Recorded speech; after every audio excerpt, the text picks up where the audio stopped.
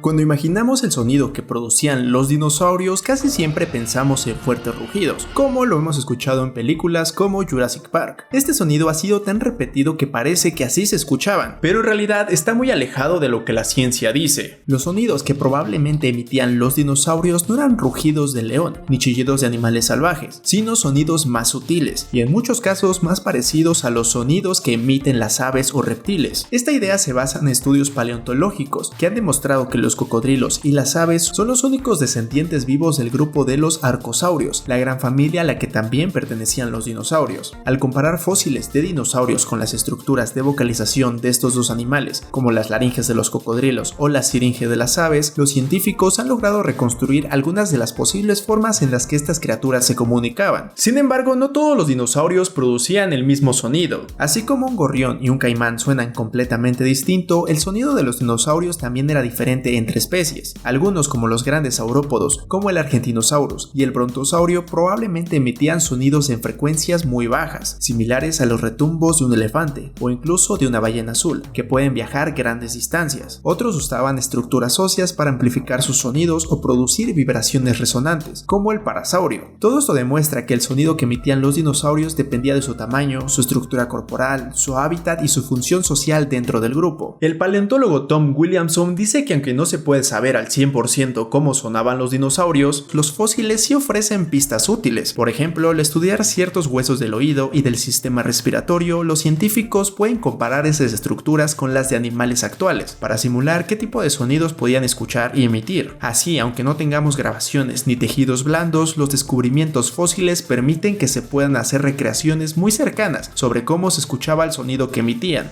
Por eso, hoy veremos 3 ejemplos del sonido que probablemente emitía el Tyrannosaurus Rex, el Parasaurio y por último el Pinacosaurus. Empecemos con el dinosaurio más famoso. En Jurassic Park, el rugido del Tyrannosaurus Rex es una mezcla editada de sonidos de un elefante bebé, un cocodrilo, un tigre y hasta una ballena azul. Fue diseñado para imponer respeto y dramatismo, pero científicamente es improbable que un T-Rex haya sonado así. Los expertos dicen que este depredador gigante probablemente emitía sonidos de frecuencias muy bajas.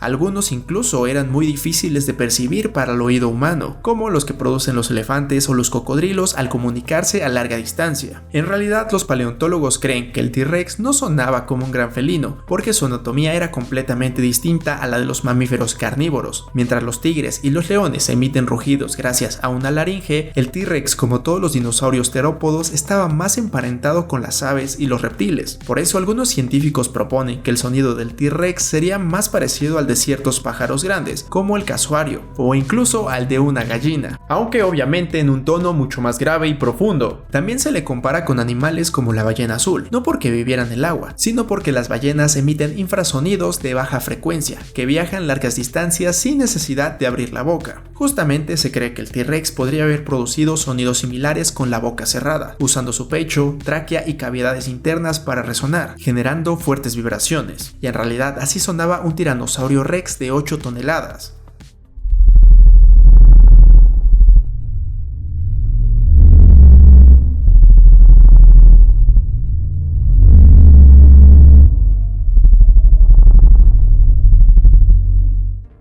Un caso bastante interesante es el del Parasaurio. Este dinosaurio herbívoro es conocido por su cresta alargada, que se extendía hacia atrás desde la parte superior de su cabeza. Aunque pareciera que esa cresta era un simple adorno, en realidad tenía una función muy importante. Ayudaba al dinosaurio a producir sonidos. La cresta del Parasaurio estaba hueca por dentro y formada por una serie de tubos que eran una extensión de su sistema respiratorio. Es decir, parte del aire que respiraba pasaba por esos tubos, lo cual permitía que la cresta actuara como una cámara de resonancia, muy parecido a un instrumento de viento, como un trombón o una tuba. En 1995, un paleontólogo encontró un cráneo de Parasaurio en muy buen estado de conservación. Gracias a esto y con la ayuda de la tecnología avanzada, científicos pudieron escanear el interior de la cresta y crear un modelo digital en 3D de su estructura. A partir de este modelo fue posible simular cómo se desplazaba el aire por los tubos de la cresta y así recrear los sonidos que probablemente producía este dinosaurio. El Parasaurio generaba sonidos muy graves, profundos y retumbantes. Esto estos sonidos eran lo suficientemente fuertes como para escucharse a grandes distancias, lo que habría sido muy útil. Se cree que estas vocalizaciones le servían para varias cosas, como advertir a otros miembros del grupo sobre posibles peligros, coordinar movimientos dentro de la manada o llamar a sus crías. También se piensa que la forma y el tamaño de la cresta podían variar entre los parasaurios, lo que podría haber cambiado un poco el sonido que emitían. Es posible que estas diferencias ayudaran a distinguir entre machos y hembras, o entre adultos y jóvenes. Es decir, la cresta funcionaba no solo como una herramienta acústica, sino también como una especie de firma sonora única para cada uno.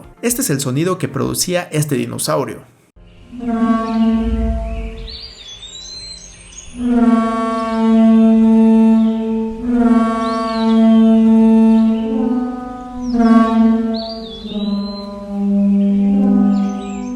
Otro ejemplo es el Pinacosaurus, un pequeño dinosaurio acorazado que vivió hace unos 75 millones de años en Asia. Aunque no era tan imponente como un T-Rex, estaba bien protegido con placas óseas y tenía una forma robusta, parecida a un tanque pequeño de 2 toneladas. Este dinosaurio se volvió aún más famoso porque se hizo un hallazgo muy importante en el mundo de la paleontología. Se encontró una laringe fósil. Esto es muy importante porque este tipo de tejido rara vez se conserva con el paso del tiempo. El estudio fue liderado por el paleontólogo Kunki Yoshida, quien analizó cuidadosamente la estructura fósil de la laringe y la comparó con la de los reptiles y aves modernas. Lo que encontraron fue que el Pinacosaurus podía producir una variedad de sonidos, algo mucho más complejo de lo que se creía posible en dinosaurios de este tipo. A diferencia de los ruidos que se escuchan en las películas, estos sonidos eran gruñidos, retumbos profundos, chillidos agudos y rugidos suaves. Además, algunos de estos sonidos tenían la capacidad de escucharse a largas distancias, lo que indica que el Pinacosaurus probablemente los usaba para comunicarse con otros miembros de su especie. Y no estoy seguro si este sonido se escucha parecido a un ave, pero sonaba así.